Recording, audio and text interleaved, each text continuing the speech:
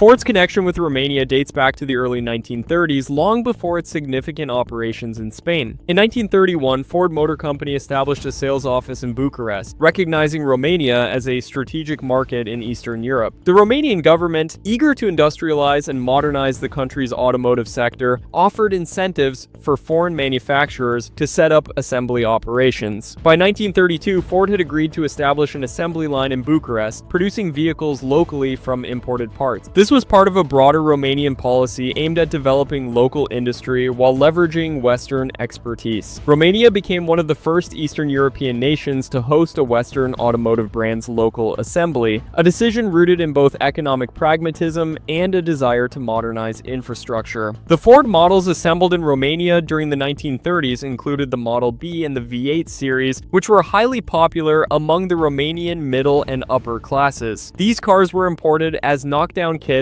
and assembled locally to reduce import duties and stimulate domestic employment. Romanian factories benefited from technology transfer and local workforce training, which enhanced the country's industrial capacity. Ford's early entry into Romania was facilitated by a relatively open market, cooperative government policy, and the lack of domestic automotive competition at scale. This combination created a unique window for Ford to establish operations in Romania decades before Spain. In contrast, Ford's expansion into Spain was significantly delayed. Spain, during much of the mid-20th century, was under Francisco Franco's authoritarian regime, which prioritized autarky and economic self-sufficiency. The country restricted foreign investment in many sectors, particularly in industries like automobile manufacturing, which were considered strategic. During the 1940s and 1950s, Spain imposed high tariffs and strict regulations that discouraged foreign manufacturers from establishing local production. Ford could sell cars in Spain only in limited numbers through import and assembly of small batches, but large-scale manufacturing was not feasible until the Spanish government adopted industrial liberalization policies in the late 1960s. The first major Ford manufacturing facility in Spain was established in Almasafes near Valencia, with production beginning in 1976 with the Ford Fiesta. This delay of several decades compared to Romania was primarily due to Spain's political and economic isolation, in contrast to Romania's openness to foreign industrial cooperation in the interwar period. Additionally, Romania's smaller market size and need for modernization created conditions where foreign automotive expertise was welcomed, while Spain's approach to self-sufficiency prioritized domestic development over foreign collaboration. Ford's presence in communist Romania, paradoxically, continued during the early decades of the communist regime. While the government nationalized many industries, it still allowed limited foreign partnerships in sectors that were technologically advanced or strategically important. Ford maintained a presence through joint ventures and assembly agreements, enabling the continuation of vehicle availability for select markets, including state institutions and export opportunities. This arrangement was unique for a communist country at the time, as most Eastern Bloc nations restricted Western corporate involvement almost entirely. In conclusion, Ford cars were sold and assembled in Romania before Spain due to a combination of early Romanian industrial policy, government incentives, limited domestic automotive competition, and Romania's strategic openness to foreign expertise. Spain's autarkic policies, political isolation, and delayed industrial liberalization postponed Ford's large-scale operations by several decades. The historical record shows that the timing of Ford's market entries was determined not by consumer demand alone, but by the complex interplay of government policy, industrial strategy, and geopolitical context in each country.